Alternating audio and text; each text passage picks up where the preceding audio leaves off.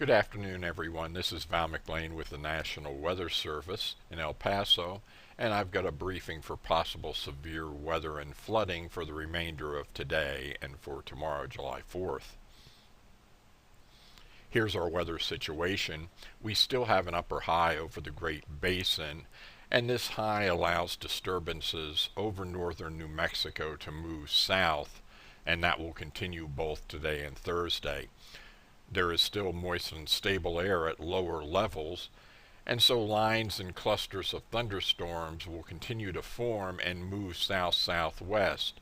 Now these may bring potentially damaging winds, hail, and local heavy rain along with frequent lightning. These storms will affect the Gila region, the Black Range, and the southern Sacramento mountains during the afternoons, and then spread into the lowlands, moving in a south-southwest direction during the evenings. Here are the possible impacts now through tomorrow.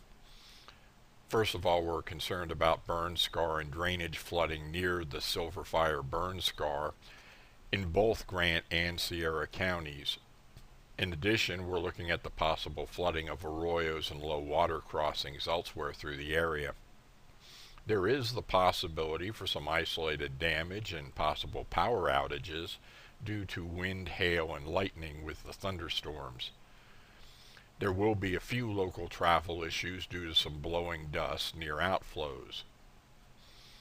There will be some probable disruption of some of the Independence Day related activities throughout the area. Also, wind thresholds, which are typically 15 to 20 miles per hour, which permit fireworks displays, may be exceeded on Thursday night. Therefore, we do ask that emergency managers monitor our latest statements and forecasts, and by all means, please call operations if you have any questions regarding an event in your area.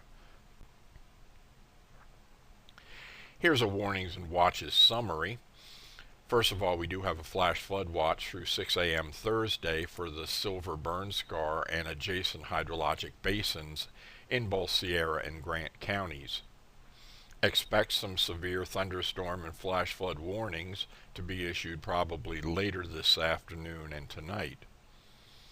The flash flood watch is likely to be extended tomorrow and possibly for another day or two after that.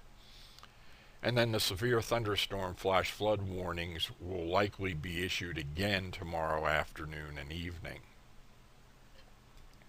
There are some uncertainties in the forecast. First of all, the precise location and timing of these upper level disturbances and the thunderstorms that they spawn. And this is in particular regard to specific events that will be occurring tonight and tomorrow.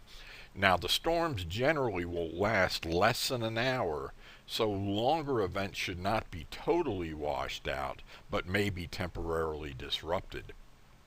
A second concern, and this will be a concern for the next several days, will be rainfall rates in the Silver Fire burn scar region. Rates exceeding a half inch an hour will probably mean some substantial flooding in that area.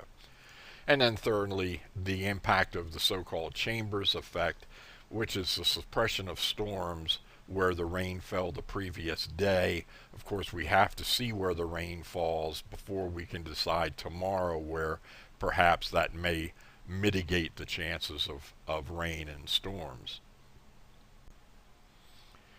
Here's a Weather Prediction Center rainfall forecast.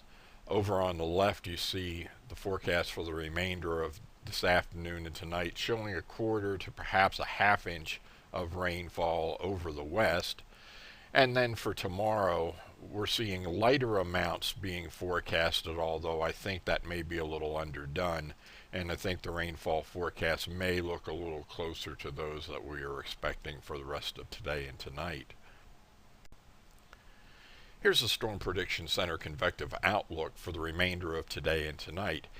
In it, you'll see a 15% chance of severe wind covering most of the area. Now, severe wind is defined as 58 miles per hour or greater.